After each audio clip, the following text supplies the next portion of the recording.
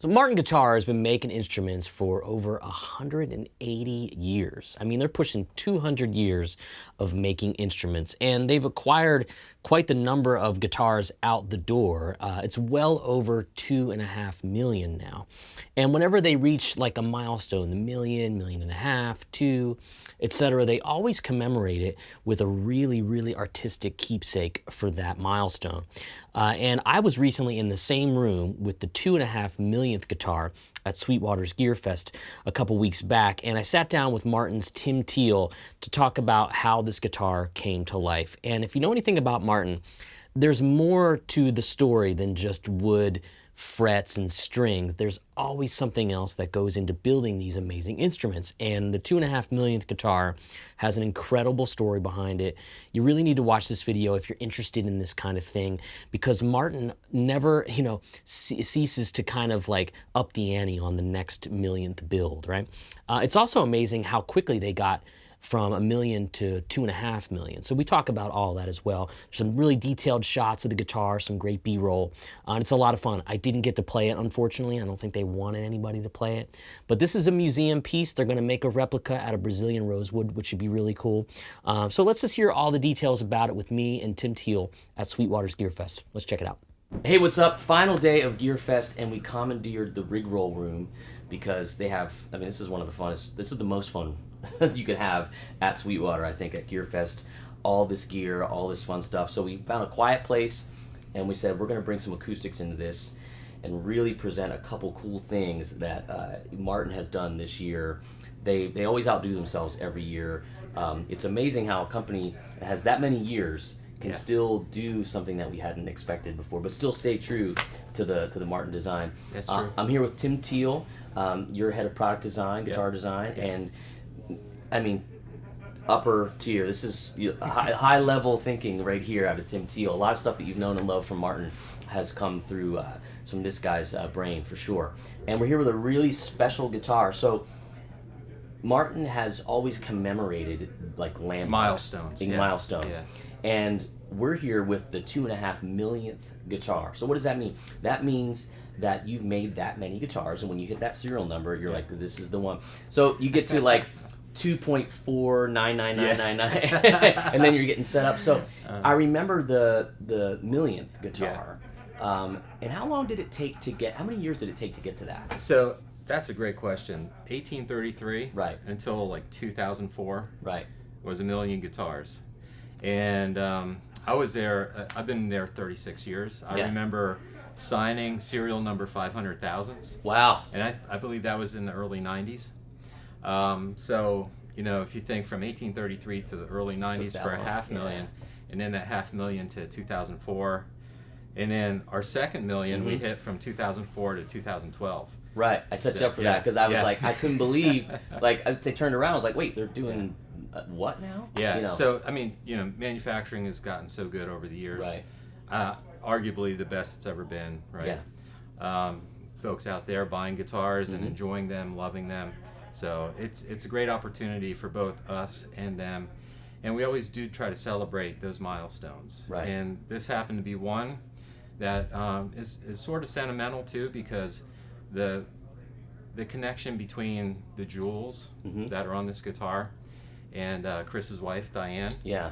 She had a local jeweler that she loved working with, and after the 2 millionth... I didn't know this. This is really cool. So after the 2 millionth, they were having a board meeting, and she had mentioned to Jeff Allen, hey, I have a jeweler. He's local. Why don't you guys talk? And we did. And, as you can see, this is what basically came out of it. Yeah. So pretty cool stuff. And it's got to be really sentimental for Chris having lost his wife recently.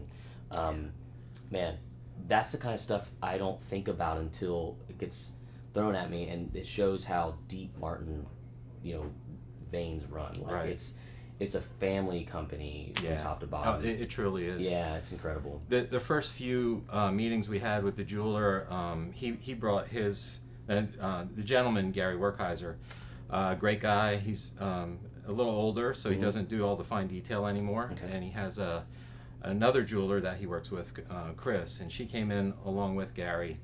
We had several meetings. Several turned into turned into a couple years of design and planning, which Yeah. is really interesting. You know, and of course, you know, they need certain things from us. We'd supply that, talk, sit down, and these things happen very organically. They don't just, you know, you don't just like, okay, you know, we know the deadline's out here somewhere, but we Yeah. start early enough so that we allow these things to kind of develop. Sure, right? and you're gonna hit speed bumps and Yeah, things along yeah. the way for sure. And you know, very early on in the conversations, the thought came up about, well, what in the real world is similar to diamonds? You know, how they shine and everything, and of course stars. Yeah. That's the first thing that comes to mind, right? Yeah. Well, how do you know, what connection does a star diamond have to a guitar? And Scott Sasser, who's also Custom Shop, Yeah. he had the idea. He knew of a website you could go on, plug in a day, time, Wow. and location, and it gives you a star map. That's awesome. So that kind of was a very fitting Yeah. story, and it was like, yeah, this is perfect. So we got the star map, and basically it was November 6th, 1833, Wow. when CF Sr. stepped off the boat with his family, looked up in the night sky, and this is the arrangement of the stars That's heavy. at night. So to give you a perspective, like we're here at GearFest. This GearFest is unique because it's a lot of folks like me who we have YouTube channels where we're helping folks, giving advice all the time online and doing lessons and demos and all that kind of thing. And I just said, hey, do you want to do a video showing this off? I had Sure. no idea of that story, and that is awesome. I'm going to keep that. So that's the genesis and the inspiration Right. of it. So take us through some of the finer points. I want to Sure, sure. I want to have B-roll for you guys so we Yeah. can get up a little closer and really Sure. see this thing. So, you know, with that mindset, it was, you know, to celebrate the journey of CF and his family from Germany to New York City, and we wanted to have like little hidden Easter eggs in this thing. So basically, if you look inside, inlaid on the back is the coat of arms from his hometown in Germany, Yep, I see that there. and then a little sailing ship, Yep. and you know, then the representation of the storefront Yeah. or house he would have been in. And the other interesting little tidbit about that is during the research phase, Gary Werkheiser's jeweler, Chris, her father works as an architect in New York City, and he was able to dig up a lot of Wow. things about, you know, that time period. And he found this old photo of 196 Hudson Street of the building before they tore it down. Wow. So it's like 1920s or so. Yeah, if the you photo. don't know, Martin was actually in New York City, kind of right where the Holland Tunnel is Right, now. right. And there's a placard there that actually commemorates CF. that being location. there. Yeah. And so finally, we actually had a photograph, a representation of what that first building looked like. So that's really cool. And then her dad also found a period correct map Oh, I didn't even know that's what that of, was. of the city. So the map's engraved on the palladium pickguard. So it's palladium material. Palladium material. There's a 24 karat gold border in here. And, Yeah. Oh, on the pickguard. in the pickguard. Oh, wow. So and you know, I mean, we could get into details all Yeah. day long, but our guys in the machine shop, they actually took the palladium, figured out a way to machine the pickguard shape, and also Because it's this. beveled, Yes, too. yeah. So what about like the nuts and bolts as far as back and sides and top? Okay. So in continuation of the theme of the celestial bodies, we'll get into the back here in a minute, Sure. but just to There's a lot tie to talk about. just to tie everything in. So the journey, you know, we think about sailing. So there's a compass rose, you know, that's a lot of times depicted in sailing. So we took the Bethlehem star, which is a very symbolic symbol for our area Sure. that we now live in, Right. Nazareth and Bethlehem. Took that star, turned that into like a compass rose design. Wow. And the moon that's up here, and there's a moon down here too, the moons would represent the waning crescent moon, which would have been seen also on that night. To kind of finish it off, we also have a center star. That's platinum wire that's inlaid into the wow. fingerboard. So, you know, it all kind of ties together. I mean, this star is gorgeous. I mean, Yeah. and I've seen the handwork done in enough factory tours to see that, and it never ceases to amaze me. We got one little, we got a larger diamond up here. Okay. The diamonds, the nuts and bolts of it, the diamonds, they range from 2 millimeter up to 6 millimeter. There's 5 different sizes in that range. There are 436 diamonds. Wow. There are 6 sapphires in the bridge pins, and Oh my gosh. they're liquid metal bridge pins. Yeah. And then on the pickguard itself, there's one ruby, and that ruby is marking on the period correct map, 196 Hudson Street. How fun is it to see this develop over time? I mean, because I can great. imagine it's like you have one idea, it sparks another, sparks another, sparks another. Yeah, and that's how it works. I mean, even the top, we knew we needed a darker background so that the diamonds would pop, you know, in the right lighting. But the top itself, which is not really apparent until you know and get up on it, that the top is actually bear claw. Okay. And it's Engelmann bear claw. It's beautiful. So I wanted a dark midnight blue, yet to be transparent so that it would let some of that grain show through. Sure. So in different lighting, it takes on different looks. When it's a little darker lit, you know, the stars just pop out on it, the diamonds. Oh, I can imagine. And when there's a direct light on it, you can actually start seeing through some of the blue, and you can see some of the graining of the top. That's cool. So I love cool. Engelmann too.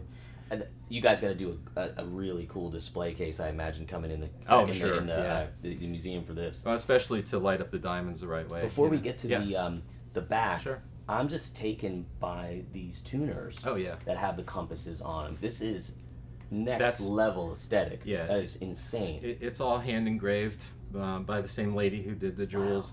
You know, she had to create, each one of these diamonds has a setting. Okay. So you can imagine creating all those little settings. Like you put in a ring. Yeah, getting the diamond in the setting, and then then the next question is like, how do we know how and where to put it on the guitar? So fortunately, the star map that we got was a PDF. We were able to digitize that. Oh, cool. Get it onto a CNC we have at work, and we were able to basically pop small holes in where each diamond would go.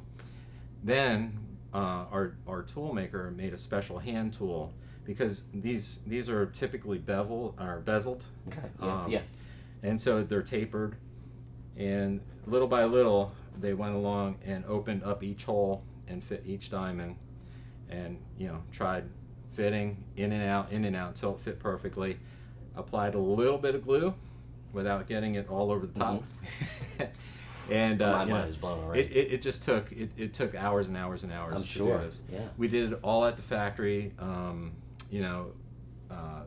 The jeweler, Chris, and then she had a helper also from the jewelry store. They came in very dedicated. They'd come in I can imagine. a few days a week, and over the course of a month, I think we got everything put together. So it's like a kind of like a 45 style binding. Yeah, with flame. Yeah, it's base model. Right. Base model is a 45 golden era style. We use that a lot for these commemorative model because it's the top spec. It's like you have the Cadillac and you just start adding custom pieces to it at that point. Can you spin the back? Sure. So the story on the wood of the back is, during the research phase, and once we started getting the idea about the celestial bodies in the sky, we could have went totally nuts and started inlaying everything on the back, and we did that on the 2 millionth, with the watch theme. Yes. And that was a super fun project. Well, it's cool. But I wanted a different aesthetic for this one. I wanted it to be a little more elegant and a little understated. So I was looking for rosewood that had bird's eyes in it, because bird's eye rosewood, I've never seen it before, and there's a reason for that. But I thought, man, it would really be cool if it had bird's eyes, and that would kind of mimic some of the stars and things in it, and let that kind of tie into the theme. Right. So one of our trips down to our wood supplier, Hearn Hardwoods, just happened to ask Brian down there. I said, hey, do you have any bird's eye rosewood? And he just kind of snickered, and I'm like, okay, what's the deal? And then he explains that they only ever found one log, And the story of the log is incredible, and they tell it so beautifully. Wow. So there is a video online Okay. that you can check out and hear their accounting of how they found the log and how long it took to get the log from the jungle to get it processed.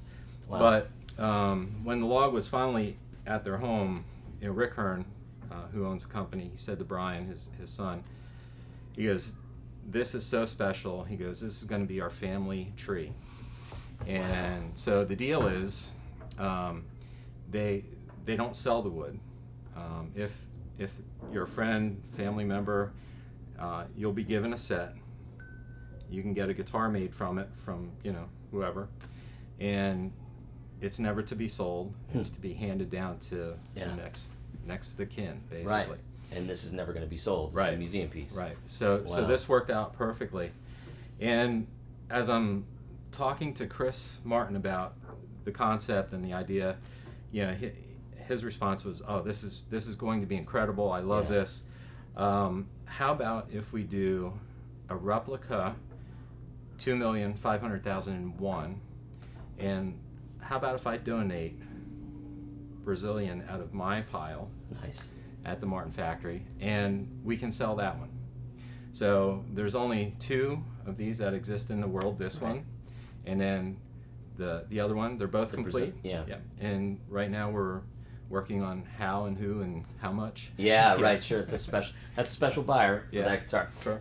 So what's interesting, and again, I'll shoot some B-roll.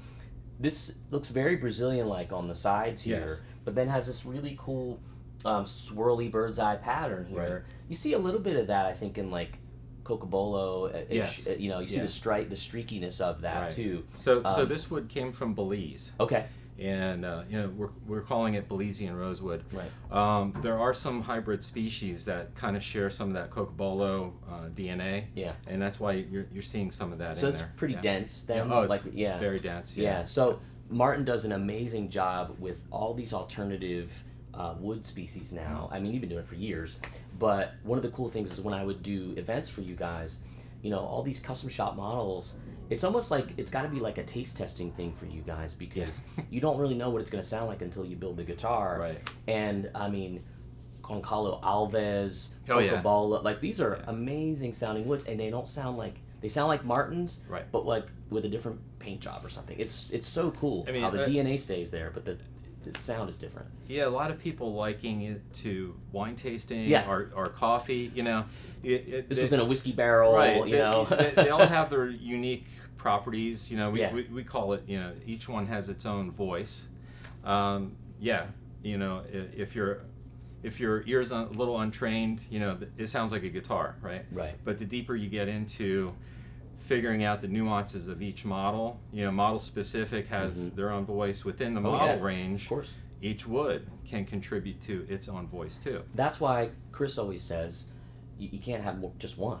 That's right. You got to have and it's so true. I mean, once you start on the journey, just be prepared. Right, because now it's one thing to have the wood sizes, then body sizes. That's right. Is a whole other thing. It was some of the best times I've ever had learning about guitar and the history of guitar, because Martin's history is obviously so rich. And once you start experimenting with all that stuff, your ear becomes finely tuned. You're like a chef. Like you can really taste. Like I can hear the difference between, eyes closed, spruce top, Adirondack, like Sitka, Adirondack, Engelmann. I can hear it. I can hear differences in bracing. Yeah. And this other guitar we're going to talk about. I picked it out immediately because you just get used to it. It's like a Strat or a Les Paul. Like what they sound like. Anything else you want to add to this? And I have one other question. I think the only thing I wanted to add was about the bridge. We did kind of an old and new combo on the bridge, which is a pyramid wings on a modern belly bridge design. And what I mean by modern belly is that we have done so much research on where the posts lie in conjunction or relationship to the saddle angle. Right.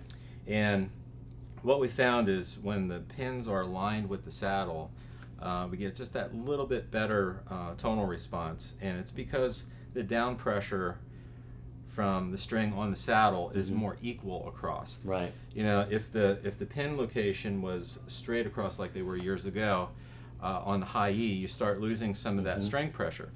Also, then when you add a pickup underneath the saddle, you also want that consistent string pressure. Yeah. So we've made a conscious decision a number of years ago to switch everything over to this newer belly design, which we call a modern belly. And this is the very first time we're combining that modern belly with pyramid wings, which is a very old the pyramid bridge for sure. style of design. So pretty cool. Everybody tends to ask, you know, what's this MMD mean? And that's basically the Roman numeral for 2.5 million. Which I never got that far in math class to get to the M's. Well, the MMD it doesn't get you there. It's the line above it that times it by 1,000. Oh, okay. I really didn't know that. Yeah. Wow. And I didn't either. That's so, amazing. Yeah. I didn't know that. So my last question is, Sure. Are you already preparing for 3 million? We've been thinking, but these things happen organically. Yeah. So I'm sure within the next half a year, some ideas will start filtering together. Cool. Yeah. This is fantastic. Such a cool opportunity to see this one-of-one guitar. You know, if you have any other questions, drop them in the comments. I'll put a link to Martin's website. I'm sure there's a link that they can see that stuff. Absolutely. And Tim, thank you so much. Thank you, It's Corey. awesome. Great to hang with you. Appreciate it. Yeah. So clearly a lot goes into building these commemorative Martin guitars, and a lot, dollar-wise, probably went into this one too. I mean, obviously, with all the jewels and the handiwork done, it's a pretty special instrument. And, you know, I gotta applaud Martin for celebrating their achievements this way, making a piece of art like this that will never be duplicated. Actually, one duplication, with Brazilian rosewood of all things. Really, really cool. So if you're ever in the Nazareth, Pennsylvania area, you can go and probably check this guitar out in the Martin Museum. I know they're now accepting the public back in for factory tours and the museum tour as well. Super cool.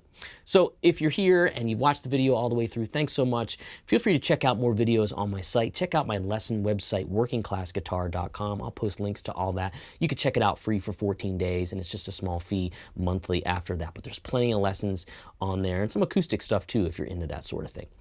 Either way, drop me a comment, drop me a question. I'd love to hear from you. Subscribe to the channel, click the thumbs up, and check out the next video I put out on a special Martin too. That one's going to be coming up. All right, I'll see you then.